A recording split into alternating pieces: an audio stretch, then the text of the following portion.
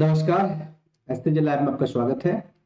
आज हम लोग आज का क्लास देखेंगे जिसमें क्लास 8 का साइंस का मॉडल सेट लाए लेकर आए हुए हैं, जो झारखंड एकेडमिक काउंसिल यानी जैक एग्जाम द्वारा जो जारी किया जाता है वो है, जो आपका बोर्ड एग्जाम लेगी। ठीक है, तो जो आपका बोर्ड एग्जाम लेगी वही जारी करती मॉडल सेट, वही मॉडल सेट आपके बीच हम लेकर आए। तो पहला सवाल है कि ये मॉडल सेट में पूछा क्या जाने वाला है। तो ये मॉडल सेट तैयार किया गया आपके एग्जाम के दृष्टिकोण से, आपका जो एग्जाम होने वाला है इसके दृष्टिकोण से। 50 नंबर इसका पूर्णांक है, यानी 50 क्वेश्चन दिए हुए हैं और आपको इसके लिए समय दिया जाएगा 1 घंटा। 1 घंटा का समय दिया गया है, यानी 3 घंटा में 3 विषय का एग्जाम होगा। ठीक है, 50 क्वेश्चन के लिए 1 घंटा समय है, 3 घंटा में 3 विषय का एग्जाम होगा। आपको 3 घंटा का समय होगा, आप देखे होंगे जब आपका लिखाया गया होगा शेड्यूल, तब 3 विषय के लिए आपका 3 घंटा समय मिला होगा। ठीक है, चलिए शुरू करते हैं। पहला प्रश्न आपके लिए क्या है? पहला क्वेश्चन है, कोशिकाओं के समूह जिसकी रचना, उद्गम तथा कार्य समानों से क्या कहते हैं। देखिए, आपने क्वेश्चन पढ़ा था कि कोशिकाओं के समूह को ऊतक कहते हैं, लेकिन यह सवाल हल्का सा चेंज कर दिया है। कोशिकाओं के समूह जिसकी रचना, उद्गम और कार्य समानों से क्या कहते हैं, तो उसे ऊतक कहते हैं। क्या कहते हैं? ऊतक कहते हैं। सवाल नंबर 2, एक कोशिकीय जीव कौन सा है? इनमें से एक कोशिकीय जीव कौन है? तो इनमें से एक कोशिकीय जीव अमीबा है। क्या है? अमीबा है। सवाल नंबर 3, सजीव के शरीर के संरचनात्मक तथा क्रियात्मक इकाई क्या कहते हैं? ये बहुत आसान सवाल है, आप कई बार कर चुके हैं, तो इसको हम लोग कहेंगे कोशिका। निम्न में से कौन सी अधातु है? निम्न में कौन सी अधातु है? इसमें से कौन जो है वो अधातु है? सल्फर, कार्बन, ऑक्सीजन या इनमें से सभी? तो देखिए, ये भी एक गैस है, ये भी एक गैस है, ये भी एक गैस है, यानी तीनों अधातु है, इसलिए इनमें से सभी इसका आंसर होगा।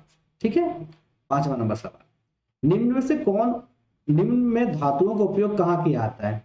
यानी धातु का उपयोग किस जगह पे किया जाता है? क्या पटाखों में किया जाता है, उर्वरक में किया जाता है, खाना बनाने में किया जाता है? तो पटाखा में धातु का उपयोग होता है, उर्वरक में भी धातु का उपयोग होता है, खाना बनाने में बर्तन में धातु का उपयोग होता है, यानी इनमें से सभी जगह धातु का उपयोग होता है। ठीक है। सवाल नंबर 6, कौन सी एकमात्र धातु है जो विद्युत का सुचालक है? यानी यहाँ 4 ऑप्शन दिए हुए हैं, इनमें से कौन सा एकमात्र धातु है जो विद्युत का सुचालक है? तो इसका आंसर है ग्रेफाइट। आपको पता होना चाहिए, ग्रेफाइट जो है एक ऐसा धातु है जो विद्युत का सुचालक होता है। और ये कहाँ पाया जाता है? तो पेंसिल में पाया जाता है। पेंसिल जिससे आप लिखते हैं, पेंसिल का लीड जो होता है, आजकल सील भी मिलने लगा है अलग से मार्केट में, तो वो एक धातु है।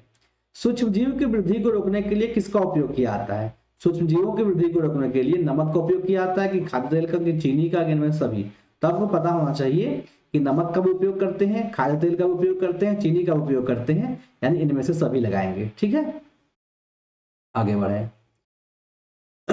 लेग्यूम पौधे की जड़ों में कौन सी जीवाणु पाई जाती है? लेग्यूम पौधा जो होता है उसके जड़ों में राइजोबियम पाया जाता है, कि पेनिसिलियम पाया जाता है, कि राइजोपक्स पाया जाता है, कि स्पाइरोगारा पाया जाता है? तो राइजोबियम पाया जाता है। क्या पाया जाता है? राइजोबियम। ठीक है। सवाल नंबर 9, भिंडी की पीत किस सूक्ष्म जीव से होता है? भिंडी में देखे होंगे ऊपर में एक पीत जैसा लग जाता है, तो किस सूक्ष्म जीव के कारण होता है? जीवाणु के कारण होता है, कि कवक के कारण होता है, कि शैवाल के कारण होता है, कि विषाणु के कारण होता है?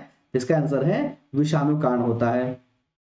सवाल नंबर 9, विद्युत द्वारा किसी पदार्थ, विद्युत द्वारा किसी पदार्थ पर किसी वांछित धातु को निक्षेपित करने की प्रक्रिया क्या कहलाती है? यानी विद्युत द्वारा, यानी करंट लगा के जो है कोई पदार्थ पर कोई और धातु को चढ़ाना क्या कहलाता है? तो हम आपको बताए थे कि किसी पदार्थ को किसी धातु पर निक्षेपित करना, या विक्षेपित करना विद्युत लेपन कहलाता है। इसका आंसर है विद्युत लेपन।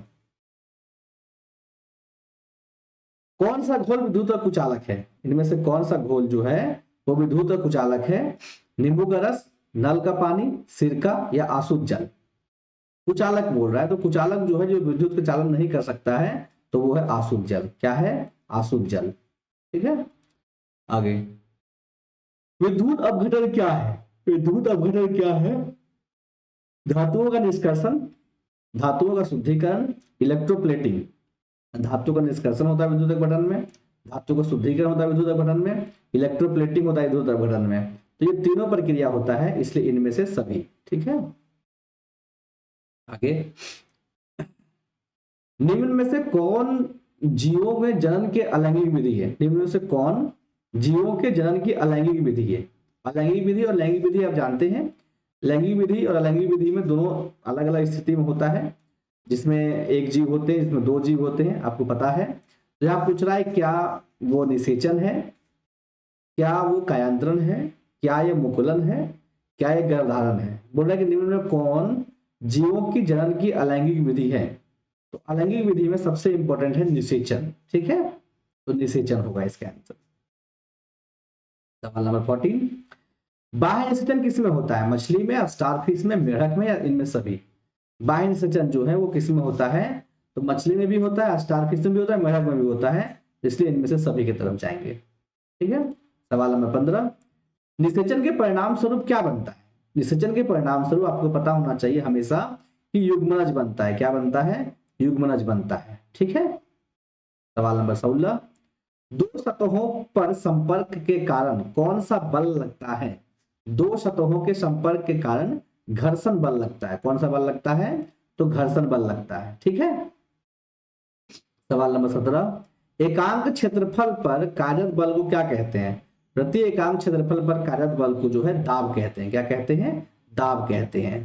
सवाल नंबर 18, निम्नलिखित बलों में कौन सा संपर्कित बल है। निम्नलिखित बल में कौन जो है वो संपर्कित बल है। संपर्कित बल किसे कहते हैं, जो एक दूसरे के संपर्क द्वारा लगाया जाता है। तो क्या वो पेशीय बल है, क्या वो चुंबकीय बल है, क्या वो स्थूल विद्युत बल है, क्या वो गुरुत्व बल है।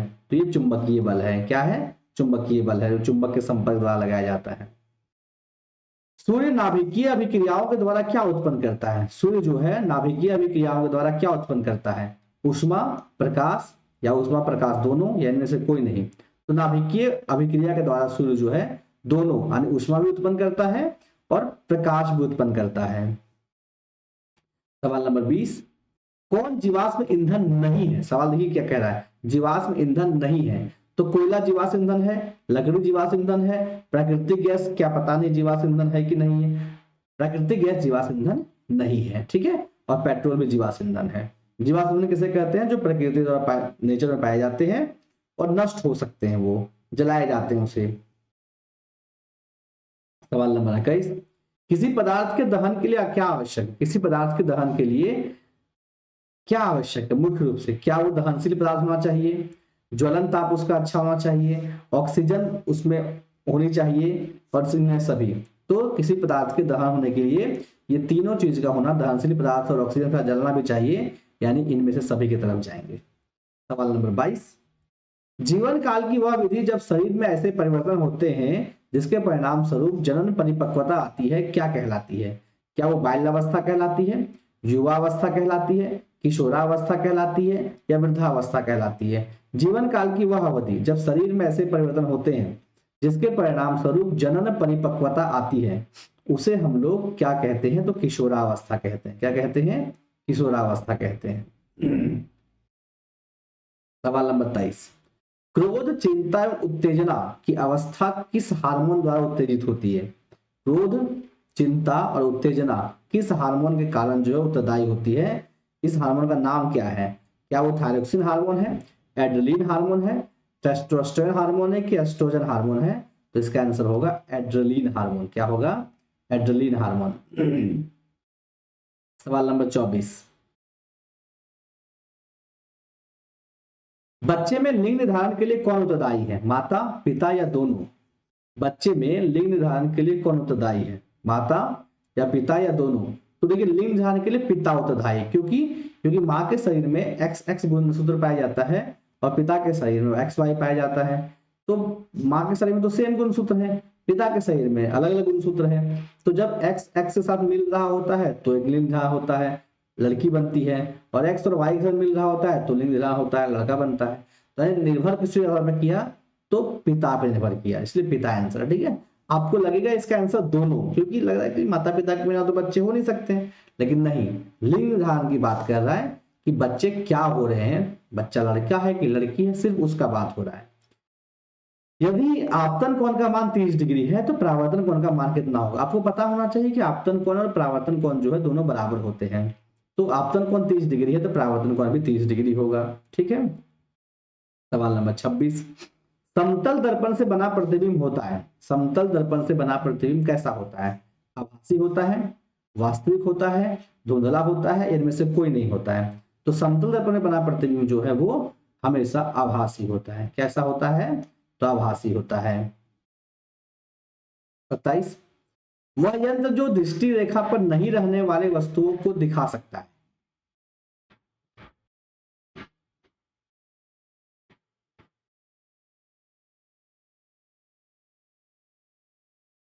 वह यंत्र जो दृष्टि रेखा पर नहीं रहने वाले वस्तुओं को दिखा सकता है, क्या कहलाता है? पेरिस्कोप, क्लाइडोस्कोप, विक्षेपण या दूरबीन? तो इसको हम लोग क्या कहते हैं?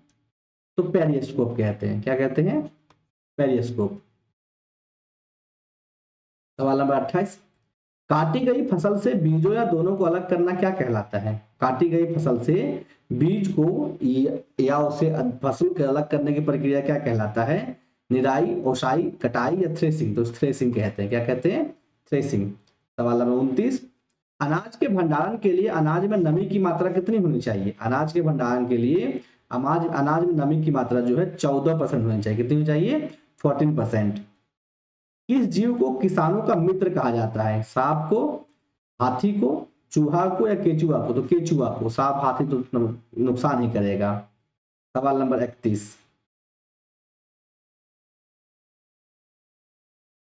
सूर्य के सूर्य के सबसे ऊपरी सतह का तापमान कितना होता है? सूर्य के सबसे ऊपरी सतह का तापमान जो है 6000 डिग्री सेल्सियस होता है। कितना होता है? 6000 डिग्री सेल्सियस। सवाल नंबर 32, निम्न में से कौन प्राकृतिक उपग्रह है? क्या वो सूर्य है, चंद्रमा है, ध्रुव तारा, आर्यभट्ट है? तो चंद्रमा है, ये प्राकृतिक उपग्रह है। सवाल नंबर 33, किस ग्रह का द्रव्यमान सबसे अधिक होता है? किस ग्रह का द्रव्यमान सबसे अधिक होता है? पृथ्वी का, शुक्र का, बृहस्पति का या मंगल का? तो बृहस्पति का द्रव्यमान जो है वो सबसे अधिक होता है इनमें से। घर्षण हमेशा हानिकारक है, लाभप्रद है, आरोपित बल की दिशा में कार्य करती है, आरोपित बल की दिशा में विरोध करती है? तो देखिए घर्षण हानिकारक लाभप्रद दोनों है, लेकिन यहाँ ऑप्शन के अनुसार आपको चूज करना पड़ेगा। तो यहाँ ऑप्शन के अनुसार होगा आरोपित बल का विरोध करती है। ठीक है, ध्यान दीजिएगा, कभी कभी ऑप्शन आपको कंफ्यूज करेगा। घर्षण निर्भर करता है पृष्ठ के क्षेत्रफल पर, प्रकृति पर, वस्तु की भार पर, दोनों पर, एक इनमें से किसी पर नहीं। तो ये निर्भर करता है दोनों पर, पृष्ठ की प्रकृति पर निर्भर करता है और वस्तु के भार पर निर्भर करता है। पृष्ठ की प्रकृति अगर खुरदरी रहेगी तो घर्षण अधिक लगेगा, चिकनी रहेगी तो घर्षण कम लगेगा। वस्तु का भार अधिक रहेगा तो घर्षण अधिक लगेगा, भार कम रहेगा तो घर्षण कम लगेगा, यानी दोनों पर निर्भर करता है। सवाल नंबर 36, घर्षण बढ़ने का तरीका निम्न में से कौन सा है? स्नेहक द्वारा, बॉल बेयरिंग द्वारा, सतह रुखड़ा करके या इनमें से कोई नहीं? तो घर्षण बढ़ाने का तरीका है सतह को रुखड़ा कर दिया जाए। सतह रुखड़ा हो जाएगा, घर्षण अपने आप बढ़ जाएगा। सवाल नंबर 37, इनमें से कौन संश्लेषित रेशा है? संश्लेषित रेशा के बारे में जानते हैं आप, जो प्रकृति द्वारा नहीं मिलते हैं, नेचुरल द्वारा नहीं मिलते हैं, किसी व्यक्ति विशेष द्वारा तैयार किए जाते हैं। तो नाइलॉन, नाइलॉन क्या है? एक संश्लेषित रेशा है। सवाल नंबर 38, निम्न में कौन 4R नहीं है? 4R नहीं है, निम्न में कौन 4R नहीं है? Reduce, reuse, recycle, remove? Reduce, reuse, recycle, remove? तो कौन सा 4R का पार्ट नहीं है वो तुमको पूछ रहा है। क्या रिड्यूस नहीं है, रिमूव नहीं है, हटाना नहीं है, क्या है? रिमूव नहीं है। सवाल नंबर 39, निम्न में कौन पिघल जाती है परंतु जलती नहीं है? कौन सी धातु है, मतलब कौन सी चीज है जो पिघल तो जाती है लेकिन जलती नहीं है? क्या वो रायन है, प्लास्टर, नायलॉन, जूट है? नायलॉन है, इसलिए नायलॉन का कपड़ा नहीं पहनने के लिए कहा जाता है खाना बनाने के समय। आवृत्ति का ऐसा ही मात्रक क्या है? तो आवृत्ति का ऐसा ही मात्रक हर्ट्ज है। सवाल नंबर 41, एक कंपन में लगे समय को क्या कहते हैं? एक कंपन में लगे समय को आवर्तकाल कहते हैं। क्या कहते हैं? आवर्तकाल कहते हैं। सवाल नंबर 42, ध्वनि संचरित हो जाती है केवल ठोस में, केवल द्रव में, केवल गैस में या ठोस, द्रव, गैस में? तो ध्वनि जो है ठोस, द्रव और गैस तीनों में संचरित होती है। सवाल नंबर 43, किसी आवेशित वस्तु के द्वारा किसी आवेशित वस्तु से आवेश को पृथ्वी में स्थानांतरित करने की प्रक्रिया को क्या कहते हैं? तो किसी आवेशित वस्तु को पृथ्वी किसी आवेशित वस्तु से आवेश को पृथ्वी में स्थानांतरित करने की प्रक्रिया को क्या कहते हैं? कि उसको भूसंपर्क कहते हैं, भूसंपर्कन कहते हैं, तड़ित कहते हैं, प्रतिकर्षण कहते हैं, या इनमें से कोई नहीं कहते हैं? तो इसको जो हम लोग भूसंपर्कन कहते हैं। क्या कहते हैं? भूसंपर्कन। सवाल नंबर 44, भूकंप की शक्ति के परिणाम स्वरूप कैसे मापा जाता है? भूकंप के शक्ति के परिणाम को जो है सिस्मोग्राफ द्वारा मापा जाता है। किसके द्वारा मापा जाता है? तो सिस्मोग्राफ द्वारा मापा जाता है। सवाल नंबर 45, आवेश कितने प्रकार के होते हैं? आवेश जो है एक प्रकार के होते हैं कि दो प्रकार के होते हैं? तो आवेश दो प्रकार के होते हैं। सवाल नंबर 46, वायुमंडल में निलंबन सूक्ष्म ठोस या तरल कण के बादल को क्या कहते हैं? वायुमंडल में निलंबन सूक्ष्म ठोस या तरल कण के बादल को क्या कहते हैं? तो एरोसोल कहते हैं। क्या कहते हैं? एरोसोल। क्या कहते हैं? एरोसोल। सवाल नंबर 47, वायुमंडल में ऑक्सीजन गैस कितना प्रतिशत होता है?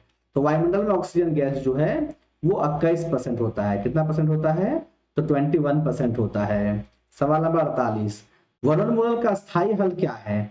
वर्णनमूलक का स्थायी हल जो है पुनर्वरोपण है। पुनर्वरोपण यानी फिर से पेड़ को लगाना। क्या है? फिर से पेड़ को लगाना।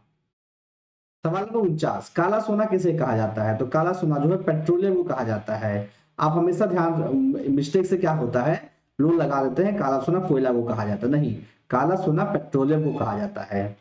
निम्न में से कौन प्राकृतिक संसाधन नहीं है? तो प्राकृतिक संसाधन जल है, हवा है, सूर्य का प्रकाश भी है, कपड़ा एक प्राकृतिक संसाधन नहीं है। इस प्रकार हमने 50 क्वेश्चन आपको बताया। ये 50 क्वेश्चन काफी इंपॉर्टेंट है, आप इसे देखें, मेरे साथ प्रैक्टिस किए, आप अपने दोस्तों के साथ शेयर कीजिए और पढ़ते रहिए। मिलते हैं नेक्स्ट वीडियो में, तब तक के लिए धन्यवाद।